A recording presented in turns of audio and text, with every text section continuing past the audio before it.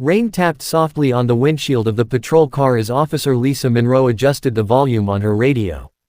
The coastal fog had rolled in thicker than usual, swallowing the cliffside road in a damp, silvery haze. It was nearing midnight, and her shift had been uneventful until dispatch crackled to life. A report of a parked vehicle at Hawks Point, an isolated lookout often visited by teenagers or the occasional drifter. She acknowledged the call and turned onto the narrow road that wound up the bluff.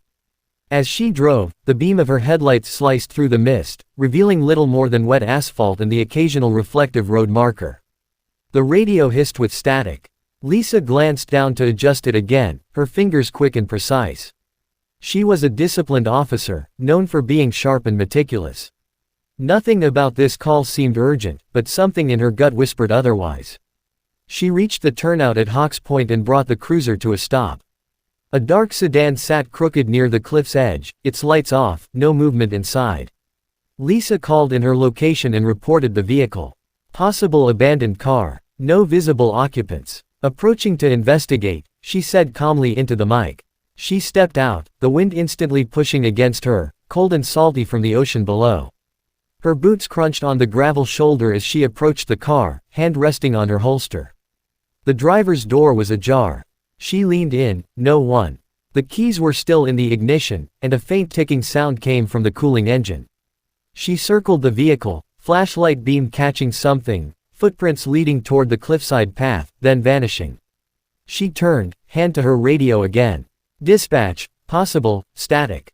Nothing. She tapped the mic. The wind howled louder. Then silence. Minutes later, her patrol car was found idling with the door open, radio hissing, and no trace of Lisa Monroe. By dawn, Hawks Point was sealed off with yellow tape, patrol cars lining the narrow road like sentinels.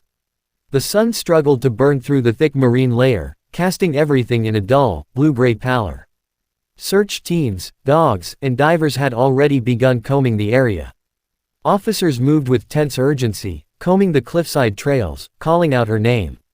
Lisa. Officer Monroe. Echoed into the morning fog, swallowed by crashing waves far below. Detective Frank Halvorsen, a grizzled veteran with 20 years on the force, stood near Lisa's abandoned patrol car, arms crossed. He'd trained Lisa, watched her rise quickly through the ranks. She was sharp, reliable, not the kind to disappear without a trace. The cruiser was left as she'd parked it, engine still warm when first responders arrived. Her flashlight lay on the seat, fully charged. Her hat was missing. So was her weapon. Bloodhounds sniffed along the cliff's edge, pausing at the exact spot where the footprints had ended. They barked, ears alert, tails stiff, but wouldn't go further. Below them, a 200-foot drop into jagged rocks and turbulent surf. The divers reported limited visibility and treacherous conditions. Even the bravest among them were wary of the churning water and crumbling cliffs. Volunteers joined local police and the Coast Guard in combing the shoreline and wooded areas nearby. Rumors began to stir among them. Foul play, a rogue wave, or worse, something darker. A psychic even showed up, uninvited, whispering about, a presence watching from the trees. But no one found a body, no sign of Lisa's fall, no drag marks or clues of struggle. After days of searching, all they recovered was her badge, found by a boy walking with his father at the base of the cliff, lodged between two boulders. No body. No radio. No answers. Just an empty car, a silent radio. And the growing weight of something gone terribly wrong. The year was 1990, and the coastal town of Graybridge had changed, but not much. The boardwalk was more worn, several shops stood vacant, and Hawks Point had become more a local legend than an active investigation site. Some townspeople still left flowers near the edge of the cliff each year, a quiet tribute to Officer Lisa Monroe. Others had simply moved on. But the sea hadn't. It kept its secrets. That spring, Drive. Ellis Crane, a geologist from a nearby university, arrived in Graybridge for a coastal erosion study funded by the state. He was a quiet man in his 40s with a fascination for sea cliffs and tectonic patterns. On a cool April morning, Crane and his assistant, Marta, maneuvered a small research vessel beneath Hawks Point, using high-frequency sonar to map the ocean floor and the shifting rock shelves that made the cliffside so unstable. As the sonar pulsed through the water, Ellis stared at the monitor, expecting the usual terrain: sandstone shelves, kelp beds, and jagged rock formations. But as the boat drifted slowly parallel to the cliffs, a strange anomaly caught his eye, a rectangular object buried at an angle in the seabed, partially obscured by marine growth. It was too symmetrical to be natural. "Slow it down," he said, pointing. Marta adjusted the throttle. The sonar gave a clearer image, a vehicle. Boxy frame, about the size of a car. Ellis squinted. "Could be a wreck," he muttered. But its position directly below Hawks Point raised his suspicion. The shape was unmistakable. He marked the GPS coordinates and notified the Coast Guard. Within days, a recovery dive team was dispatched. On the first dive, one of the divers radioed up, breathless even through the static. "It's a police cruiser. Doors closed. Still intact. Looks like it's been down here for years." Ellis's heart sank. A name returned to everyone's lips for the first time in over a decade: Lisa Monroe. The woman who vanished without a trace was about to resurface from the depths of mystery. The dive team worked with deliberate care, battling cold currents and sharp reefs as they prepared to extract the sunken vehicle. Encrusted with barnacles and tangled in kelp, the police cruiser had become a silent part of the ocean floor, a ghost in steel and glass. After securing heavy-duty lift bags to the frame, the team slowly raised the vehicle from the seabed. Saltwater drained from its interior as it broke the surface, glinting weakly under a gray sky. Onshore, law enforcement, forensics personnel, and a small crowd of townsfolk stood in breathless silence. The vehicle, clearly marked as a Graybridge Police Department cruiser, was lowered onto a flatbed, its tires shredded, windows fractured but intact. The license plate was barely legible, but the badge number etched on the front bumper confirmed it. This was Lisa Monroe's patrol car. Detective Frank Halvorsen, long since retired but invited back as a consultant, approached with a slow, heavy gait. He hadn't seen that car since the night she disappeared. The memories came back in waves, her calm voice over the radio, the fog, the empty driver's seat. He watched now as the forensics team carefully pried open the corroded door. Inside, time had been both cruel and kind. Salt had eaten through the fabric, and algae coated the dashboard like a thin, green veil. But in the driver's seat sat a skeleton, seatbelt still fastened, wrists bound tightly with a pair of regulation-issue handcuffs, secured to the steering wheel. Murmurs rippled through the onlookers. Everyone had assumed Lisa had been thrown from the cliffs, her body lost to the sea. But this changed everything. "It's her," someone whispered. But it wasn't. Within hours, dental records came back with a shocking revelation. The remains belonged not to Officer Monroe, but to James Corwin, a suspected smuggler who had vanished shortly after her. The man had a criminal record involving weapons trafficking and had reportedly been under investigation by Lisa herself in the weeks before her disappearance. How had he ended up in her patrol car? Why was he handcuffed to the wheel? And if this wasn't Lisa, where had she gone? A chill swept through the gathered crowd as the truth shifted once more, deepening the mystery. The ocean had given something back, but not the answer they hoped for. Instead, it delivered a new question, more disturbing than the last. The town's modest police archive room hadn't seen much activity in years, a dusty tomb of forgotten reports and aging case files stacked in worn metal cabinets. But with the shocking recovery of Lisa Monroe's patrol car, and a dead man inside, it came alive again. Boxes were pulled from shelves, evidence bags were re-examined, and faded photographs laid out like pieces of a jigsaw puzzle no one had ever solved. Detective Frank Halvorsen sat heavily at the center table, files spread around him like the remnants of a storm. Beside him stood Officer Dana Reeves, a sharp and curious newcomer barely into her third year on the force. She'd grown up hearing whispers about Monroe, the only female officer in town during the 70s, a trailblazer and local icon turned legend. Now, Dana combed through the decades-old reports with fresh eyes, her brow furrowed as she noticed odd patterns the original investigation had either missed or ignored. "Look at this," she said, pointing to a typed shift log from the night Lisa disappeared. Sergeant Harris marked himself off duty at 10 p.m., but Lisa radioed in at 11:23, saying she was responding to a report. He should have still been logged on. Frank squinted at the document. Harris. He was the last one to speak to her in person that night. Said she stopped by for coffee. Dana flipped to another page, an equipment checkout log. And there's no entry for her dashcam that night. It was standard by then. She always logged her equipment. Frank leaned back, chewing on the inside of his cheek. Back then, we didn't think much of it. The story was she drove off the cliff or was taken. But this, he trailed off, staring at the paper. They dug deeper. An incident report caught Dana's attention. Lisa had filed an anonymous tip about a potential smuggling operation in the harbor, connected to a warehouse owned by a shell company. The file had been flagged for follow-up, but no investigation ever occurred. Frank rubbed his temples. I remember that tip. It got shut down without explanation.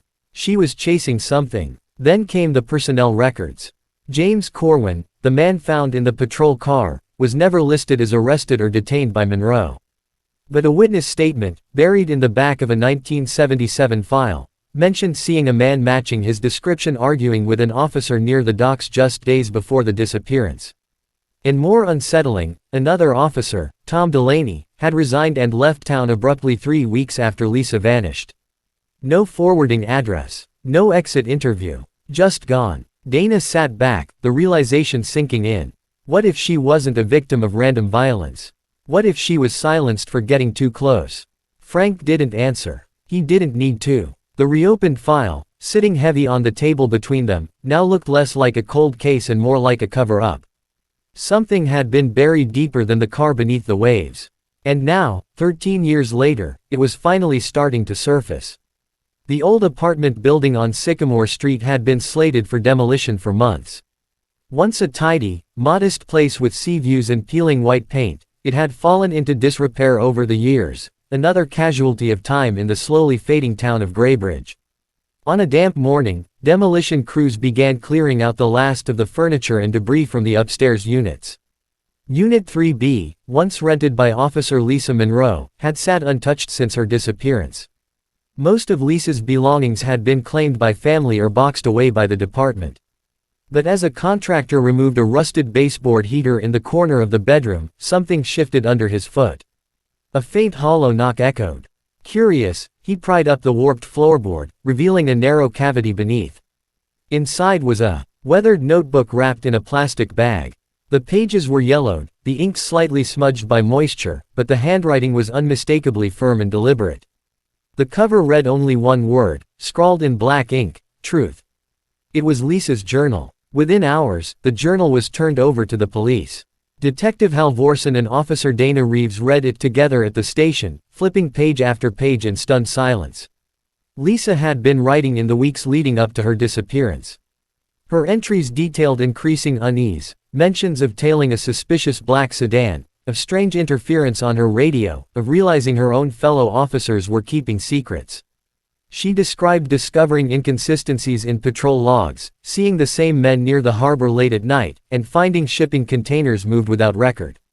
She wrote about James Corwin, suspecting he was a middleman for a smuggling operation involving illegal weapons and stolen electronics. One passage stood out. They told me to leave it alone. But I can't. If I stop now, I'll be part of it too.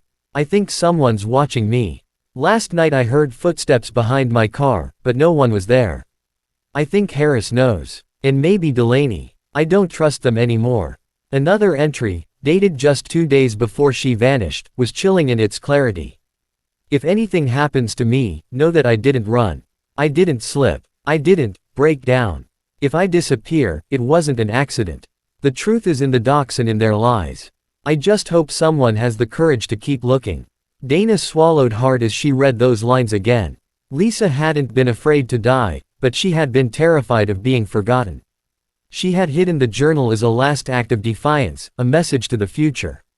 Halvorsen closed the book with trembling hands. She knew. She knew they were going to come for her. Outside, the sun began to break through the clouds for the first time in days. Inside, the pieces were finally starting to come together. Lisa Monroe hadn't vanished into the night. She had walked straight into something dark, and left behind the light to expose it. The sterile hum of fluorescent lights filled the forensic lab, the air thick with quiet tension. The skeletal remains recovered from Lisa Monroe's sunken patrol car lay on the steel examination table, now carefully cleaned and catalogued. Every bone told a story: scratches on the wrist from the handcuffs, signs of old fractures, subtle clues about the man's final moments. Forensic pathologist drive. Leah Sato stood over the table, gloved hands steady as she prepared the dental impressions for comparison. Across the room, Officer Dana Reeves paced slowly, arms crossed. Detective Halvorsen sat nearby, his gaze fixed on the table, jaw clenched. They had been chasing Lisa's trail for weeks now, and this body, this supposed breakthrough, had thrown the entire case into chaos. Everyone had believed it would finally be her. Closure. Justice. But the truth was unraveling into something much stranger. Doctor. Sato looked up from her computer screen, face unreadable. Confirmed, she said. Dental records match. It's James Corwin. Silence settled in the room. Reeves stopped pacing. Halvorsen exhaled slowly, as if some grim part of him had expected it. So, he said, his voice rough, she cuffed him. She'd put him in the car. And then what? Drove it over the cliff. Sato shook her head. It's not that simple. There are defensive wounds on the skeleton, his forearms, hands. And fractures consistent with a struggle before death. He didn't die from the crash. He was already dead, or dying, when the car hit the water. Dana frowned. So she fought him, overpowered him, cuffed him to the wheel, and then what? Drove the car. Herself. Halvorsen stood, his thoughts racing. She might have been forced to. Or maybe she was being chased. Maybe she used the car as a decoy, trying to throw off whoever was after her. She could have escaped. But then where did she go? Dana asked. That question hung unanswered as Dr. Sato pulled up a report from the car's interior. Among the waterlogged evidence was a partial fingerprint lifted from the dashboard, not Corwin's and not Lisa's. A third person had been in that vehicle. Possibly the real killer. Dana leaned over the table, scanning the forensic report. We need to look at Tom Delaney again. He vanished just weeks after Lisa. Changed his name maybe. Left no trace. What if he was there that night? Halvorsen nodded slowly. If he was dirty, and she was getting too close, it makes sense. Lisa finds out, arrests Corwin, tries to bring him in. Delaney intervenes. But something goes wrong, Dana added. Lisa gets away. Corwin ends up dead in her cruiser, and Delaney stages the scene. The implications were staggering. Lisa Monroe, long thought to be the victim, may have survived the crash, only to vanish under even darker circumstances. Now, for the first time in 13 years, there was evidence she had fought back. That she might have escaped. That the case wasn't cold, it had just been buried. And someone, somewhere, might still be trying to keep it that way. The coastal wind howled through the tall grass at Hawks Point as Dana Reeves stood alone near the edge of the cliff, the sea roaring far below like a restless memory. In her gloved hands, she held a weathered photograph, Lisa Monroe in uniform, smiling modestly, the ocean in the background, a badge gleaming on her chest. It had been tucked inside the final pages of Lisa's hidden journal, along with something else, a hand-drawn map.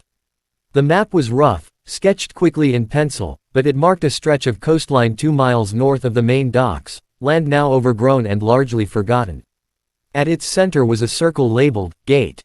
No explanation, no coordinates, just a note scribbled in the margin, if I disappear, this is where the truth begins.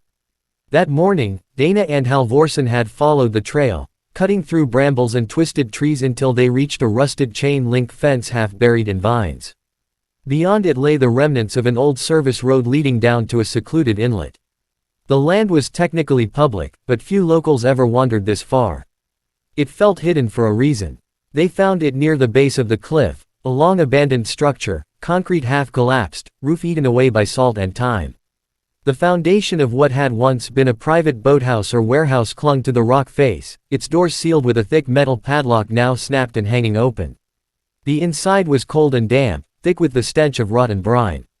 Flashlights scanned the interior, rusted equipment, rotting crates, and scattered across the far wall, files. Police files. Dozens of them, stacked in waterproof containers bearing the Graybridge PD seal.